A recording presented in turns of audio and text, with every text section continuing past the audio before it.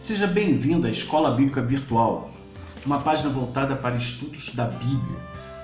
Então, se você está chegando hoje, conhecendo a página hoje, que você esteja aí curtindo, acionando o sino, se inscrevendo, compartilhando. Se você está no Facebook, você esteja seguindo. Vá também ao YouTube e esteja se inscrevendo no canal, de uma forma com que você possa me ajudar a alcançar mais pessoas. O propósito dessa página é alcançar mais pessoas e ajudá-las, capacitando, qualificando, fazendo com que elas possam conhecer mais da Bíblia, tenham mais conteúdos para poder passar para as pessoas e assim ajudar no seu ministério. Então, que você esteja aí participando desta forma. Já falei sobre, em outros estudos que eu tenho apresentado, tenho falado sobre a doutrinas bíblicas. Doutrina é ensinamento. Então eu tenho apresentado ensinamentos bíblicos de forma sistemática, em temas. O que a Bíblia apresenta sobre Deus, o seu caráter, os seus atributos, suas qualidades, a Trindade, o Deus Pai, Deus Filho, Deus Espírito Santo. E hoje vou estar falando sobre o homem. Então é muito importante que você compreenda sobre isto. Vamos ver o que a Bíblia apresenta sobre o homem. Veja, não estou falando de homem diferente de mulher. Estou falando de homem e mulher. A Bíblia diz que Deus criou homem e mulher. Então, estou falando do gênero, né? Homem, não do gênero, mas falando do ser humano. O homem foi criado por Deus conforme a sua imagem e semelhança. A Bíblia diz isso, está lá em Gênesis capítulo 1, versículos 26 e 27. Diz assim: também disse Deus, façamos um homem à nossa imagem, conforme a nossa semelhança. Também tenha ele domínio sobre os peixes do mar, sobre as aves dos céus, sobre os animais domésticos, sobre toda a terra e sobre todos os répteis que rastejam pela terra. Criou Deus, pois, o homem à sua imagem, a imagem de Deus o criou. Homem e mulher os criou. Gênesis capítulo 5, versículos 1 e 2 diz: este é o livro da genealogia de Adão. No dia em que Deus criou o homem, à semelhança de Deus o fez. Homem e mulher os criou, e os abençoou e lhes chamou pelo nome de Adão, no dia em que foram criados. E outro texto que apresenta está lá em Gênesis capítulo 9, versículo 6, diz: se alguém derramar o sangue do homem, pelo homem se derramará o seu, porque Deus fez um homem segundo a sua imagem. Quando se fala em imagem e semelhança, estamos falando que o homem é diferente dos animais criados por Deus.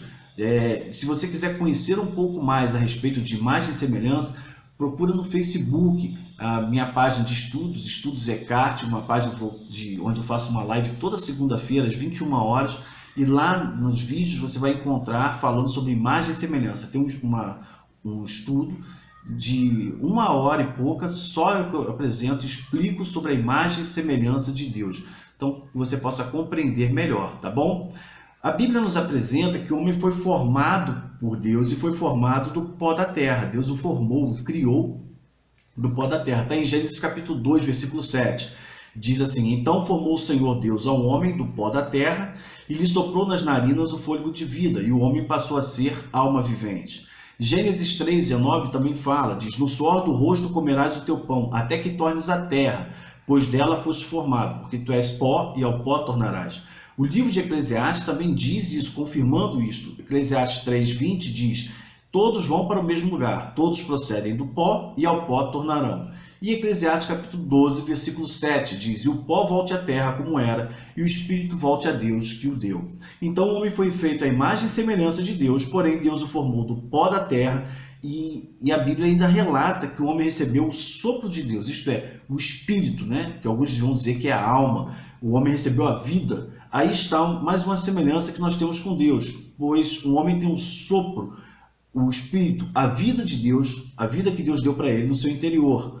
Então, a Bíblia apresenta sobre isso. O espírito que ele vem de Deus e volta para Deus quando o homem morre. O corpo volta para a terra, porque é pó, mas o espírito volta para Deus. É o que a Bíblia apresenta. Então, diante disso, a gente tem uma certeza. Uma coisa é certa para um homem. Ele sabe, desde o dia que nasceu, a única coisa que a gente sabe é que um dia ele vai morrer. Não sabemos se vai ser bom ou ruim, se ele vai adorar a Deus ou não, mas uma coisa sabemos. A partir do momento que ele nasceu, ele vai morrer algum dia. E quem diz dá essa certeza é a Bíblia. Hebreus capítulo 9, versículo 27 diz: e assim como aos homens está ordenado morrerem uma só vez, vindo depois disso o juízo. Entretanto, está vivo um homem, o ser humano. Ele então precisa saber quais são as ordens de Deus e obedecer às ordens que Deus deu para ele. E entre essas ordens que Deus deu, ele deu de dominar, guardar e multiplicar na terra. Em Gênesis capítulo 1, versículo 28 diz: E Deus abençoou-lhes, disse: Sede fecundos, multiplicai-vos, enchei a terra, sujeitai-a, dominai sobre os peixes do mar, sobre as aves dos céus, sobre todo animal que rasteja pela terra. Então veja que a ordem que Deus deu é multiplicar, sujeitar e dominar e encher a terra. Em Gênesis capítulo 2, versículo 15, diz: Tomou, pois, o Senhor Deus ao homem e o colocou no jardim do Éden para o cultivar e guardar. E Salmo capítulo 8, versículos 4 a 6 diz: O que é o homem para que dele te lembres? E o filho do homem que o visite? Fizeste-o, no entanto, por um pouco menor do que Deus, e de glória e honra o coroaste. Deste-lhe domínio sobre as obras da tua mão, e sob seus pés tudo lhe puseste. Então o homem foi colocado neste mundo, foi criado neste mundo, para que ele possa cuidar, para que ele possa crescer, constituir família, povoar a terra. Não é ficar vivendo num local específico apenas sobre isso, num local único, mas povoar a terra, mas dominar, ter zelo por ela. A Bíblia já falava sobre ecologia há muito tempo. Se você quiser aprender um pouco mais sobre isso também, lá na página de estudos Eckhart, você vai encontrar um estudo, um vídeo também de 1 hora, das lives que eu faço toda segunda-feira às 21 horas. Você vai encontrar um estudo com um tema que vai apresentar isso melhor, quando vai falar sobre a Torre de Babel. Você pode ir lá para conhecer melhor e se aprofundar mais nesse assunto. A Bíblia também nos diz que o ser humano precisa aprender a conviver com as pessoas. Ele não vai apenas povoar e fazer o que ele bem entende, apesar de ele ter tudo debaixo dos seus pés. Ele tem que aprender a conviver com as pessoas. Levítico capítulo 19, versículo 17 e 18 diz: Não aborrecerás teu irmão no teu íntimo, mas repreenderás o teu próximo, e por causa dele não levarás sobre ti pecado. Não te vingarás, nem guardarás ira contra os filhos do teu povo, mas amarás o teu próximo como a ti mesmo. Eu sou o Senhor. No Levítico já falava isso, era uma lei. Mateus capítulo 5, versículos 43 e 44, Jesus reforça isso. Ele diz: Ouviste o que foi dito? Amarás o teu próximo e odiarás o teu inimigo? Eu, porém, vos digo: amai os vossos inimigos e orai pelos que vos perseguem. Mateus capítulo 19 também vai dizer isso. Ele diz: honra teu pai e tua mãe e amarás o teu próximo como a ti mesmo. Romanos capítulo 13, versículos 9 e 10, Paulo também vai falar sobre isso. Ele diz: por isto, não adulterarás, não matarás, não furtarás, não cobiçarás, e se qualquer outro mandamento há, tudo nesta palavra se resume: amarás o teu próximo como a ti mesmo. O amor não pratica o mal contra o próximo, de sorte que o cumprimento da lei é o amor. Então veja que toda lei que ela vem, que a Bíblia apresenta, ela apresenta uma lei onde o homem tem que buscar a Deus, tem que estar se relacionando com Deus e buscar ao próximo. À medida que o homem, então, ele passa a amar ao próximo, como se ele estivesse amando a ele mesmo, fazendo o que ele gostaria que fizesse as coisas para ele, ele então vai estar amando o seu próximo como a Bíblia orienta, sempre buscando o melhor para que o próximo possa aprender a viver, a conviver. E o mais difícil no ser humano é aprender a conviver com outro ser humano, não é verdade? Por isso, um homem precisa conhecer as leis. E quando ele conhece as leis, ele aprende a ouvir a voz de Deus. E isso é permitido. Nós podemos ouvir a voz de Deus. Muitos não têm prática, muitos não conseguem, mas a Bíblia diz que nós podemos.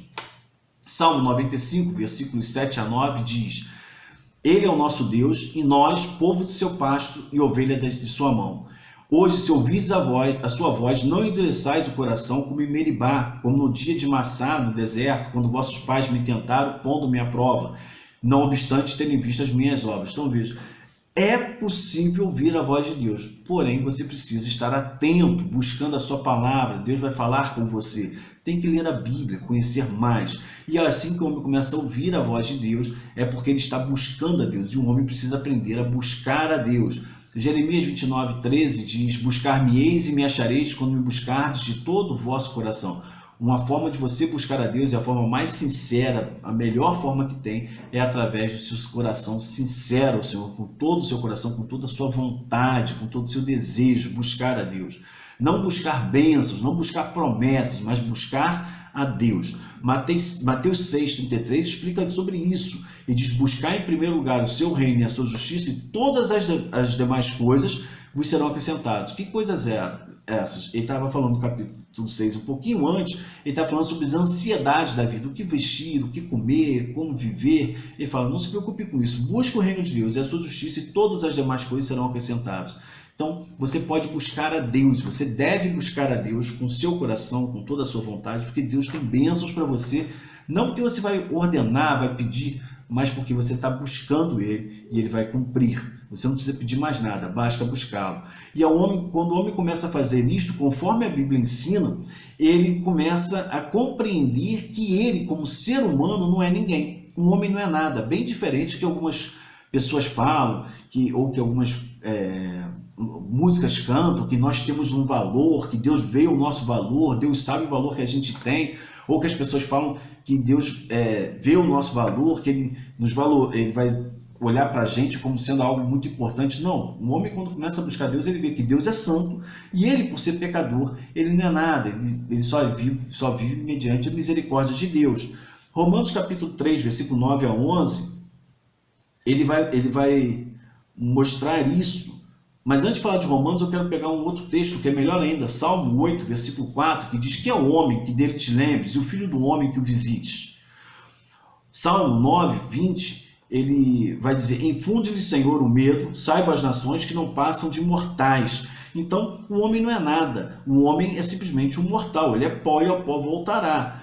E o homem sem Deus, então, é pior ainda, ele não é nada mesmo. Por quê? Porque o homem, ele nasce em pecado. Salmo 51:5, o salmista diz: em pecado nasci, ou nasci na iniquidade, dependendo da tradução. Ele vai dizer: em pecado me concebeu minha mãe. Então o homem já nasce pela natureza humana pecaminosa, ele nasce em pecado. Por isso o homem é um pecador, e todos nós que somos pecadores precisamos buscar a Deus para ser salvos por Jesus. É o que então vai dizer lá o texto de Romanos, capítulo 9, versículo 11. Esse texto que eu deixei mais para agora, para você compreender, que diz que se conclui diante disso tudo. Temos nós qualquer vantagem, sendo humanos, sendo nada, sendo pecadores? Não, de forma nenhuma. Pois já temos demonstrado que todos, tanto judeus como gregos, estão debaixo do pecado. Todo mundo, todos nós, eu, você, todos nós estamos debaixo do pecado. Como está escrito: não há um justo sequer, não há quem entenda, não há quem busque a Deus. A tendência natural da natureza humana é não buscar a Deus, é viver no pecado. Por isso, em Romanos 3, 23, Paulo diz: pois todos pecaram e carecem da glória de Deus. E em Romanos ainda, capítulo 5, versículo 8, ele diz então que Deus prova o seu próprio amor para conosco pelo fato de Cristo ter morrido por nós, sendo nós ainda pecadores. Não porque nos valorizou, não porque nós somos importantes, não porque ele morreu por nós, porque nós éramos pecadores. Ele morre por causa do nosso pecado, e nós temos que compreender isso.